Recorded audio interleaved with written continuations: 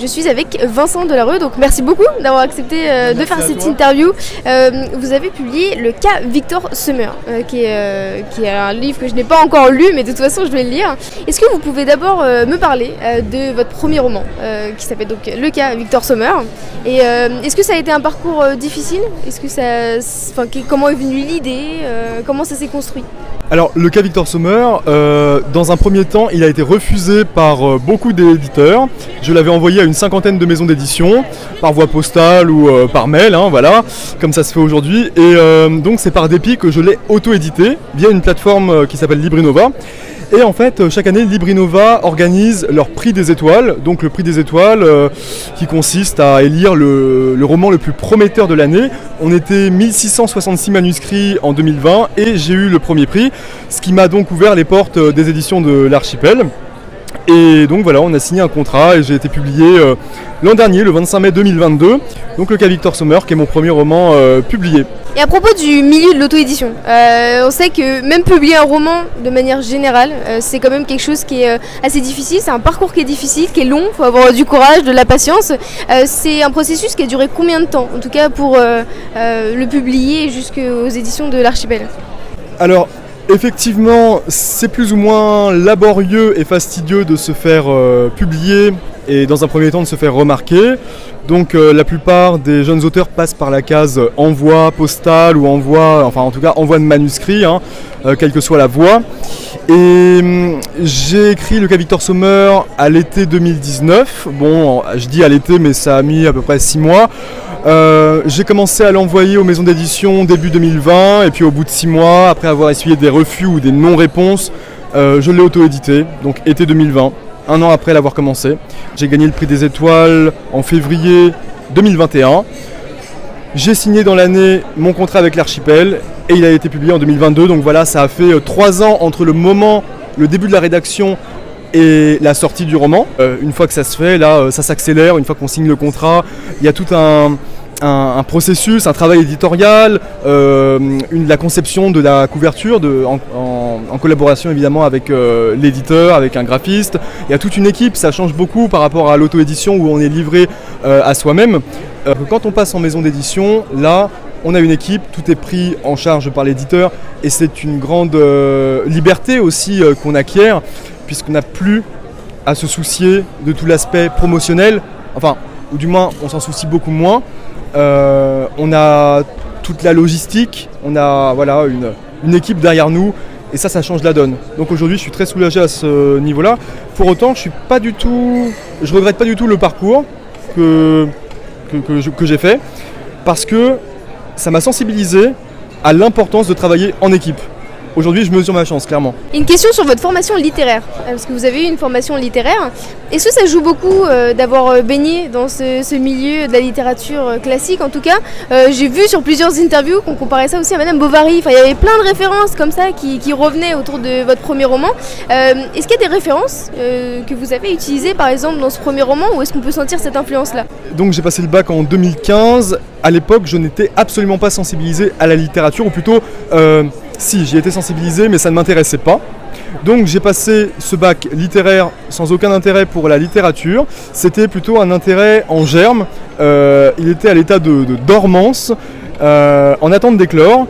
Et je suis tombé sur Madame Bovary au bac, que je n'avais pas lu, ou plutôt je l'avais lu très partiellement, à la moitié, je m'étais arrêté à la moitié. Et ça m'intéressait absolument pas, ça m'ennuyait. J'ai eu 8 au bac de littérature. Et par la suite, quand j'étais plus sous la contrainte, j'ai relu Madame Bovary, je me suis rendu compte que c'était absolument génial au sens premier du terme. Et aujourd'hui, c'est mon livre de référence, c'est une référence absolue, une référence, voilà. Je dirais qu'avoir baigné dans la littérature, avoir eu cette formation littéraire ne m'a pas tout de suite aidé. Et je savais pas d'ailleurs que ça m'aiderait un jour, que ça m'inspirait autant. Mais disons que ça a été à rebours. Aujourd'hui, je repense aux lectures qui m'ont été imposées à l'époque et que je n'ai pas menées. Je rattrape le retard, je reprends les classiques de façon autonome, autodidacte. Donc oui, cette formation littéraire, elle m'a bien barbé, mais aujourd'hui j'en suis très content. Et c'était un mal pour un bien. Non, vraiment, c'est génial. Pour les références, oui, j'ai à cœur de faire des rapprochements avec Madame Bovary. C'est un personnage, Madame Bovary en elle-même qui est un personnage que j'aime énormément. Et puis aussi L'étranger de Camus. L'étranger de Camus d'ailleurs c'est pas un hasard si mon personnage s'appelle Victor Sommer, parce que Sommer c'est Meursault à l'envers. Voilà, et peu de gens l'ont capté, par contre beaucoup de gens ont fait le rapprochement entre l'étranger, le personnage de Meursault, et le personnage de Victor, qui ont un rapport à la mère particulier, même au père à l'absence du père, un rapport au vide, un rapport au néant, un rapport à la... Oui, c'est ça, à la vacuité, à l'existence, quelque chose de tourmenté, de torturé, de... Voilà, ils sont pleins d'un vide qui les encombre. Et puis Amélie Nothomb a joué un grand rôle évidemment dans le processus d'écriture. C'est une auteure que j'aime parce qu'elle traite du conflit entre les enfants, leurs parents, les amis.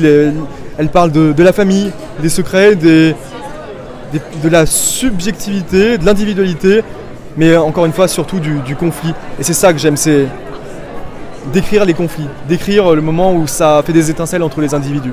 Et dernière question, est-ce que vous pouvez nous parler, nous donner 2-3 indices sur le livre qui va sortir en août 2023, je crois qu'il s'appelle Les Pyromanes. Est-ce que vous pouvez nous raconter un peu le synopsis ? Alors Les Pyromanes, c'est l'histoire de Françoise qui est une enfant déjà non désirée par sa mère Thérèse.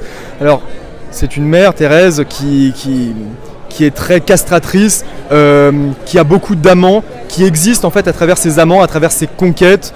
C'est une séductrice et le jour où sa fille Françoise naît, c'est une abomination. Elle vit sa grossesse d'ailleurs comme une maladie et elle expulse son enfant comme on expulserait un virus. Elle cherche à s'en débarrasser. Son premier réflexe à la naissance, après l'avoir expulsé de son ventre, c'est de vouloir tuer son enfant.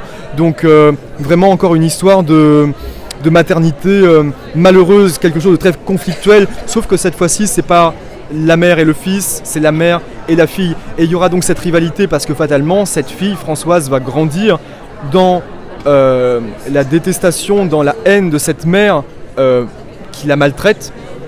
Et quand elle va devenir adolescente, qu'elle va commencer à avoir des formes, des rondeurs, qu'elle va commencer à devenir femme vraiment, et donc qu'elle va concurrencer sa mère, là ça va devenir particulièrement conflictuel. Et puis en fait je traite de ce tabou qui est la rivalité mère-fille. Une mère n'aime pas nécessairement ses enfants quelquefois, il y a des mères qui détestent, c'est terrible, hein, mais qui détestent leur progéniture, et il y a des enfants qui détestent leurs parents, ça arrive. Et là, c'est cette histoire que j'ai eu envie de raconter, c'est une histoire d'une haine qui n'est pas inhibée, comme dans le cas Victor Sommer, c'est une haine qui explose et qui va vraiment faire des étincelles, qui va embraser les personnages, d'où les pyromanes, parce qu'il y a toute une métaphore filée du feu, d'ailleurs qui ne reste pas à l'état de métaphore hein, dans les pyromanes. Vraiment, les femmes vont foutre le feu au sens propre du terme, et voilà, dans tous les sens du terme d'ailleurs, ça va être flamboyant. En tout cas, un immense merci pour cette interview, c'était très très sympa. Je rappelle donc le cas Victor Sommer, et puis après les pyromanes en août 2023. Merci beaucoup Vincent, merci beaucoup. Merci à toi.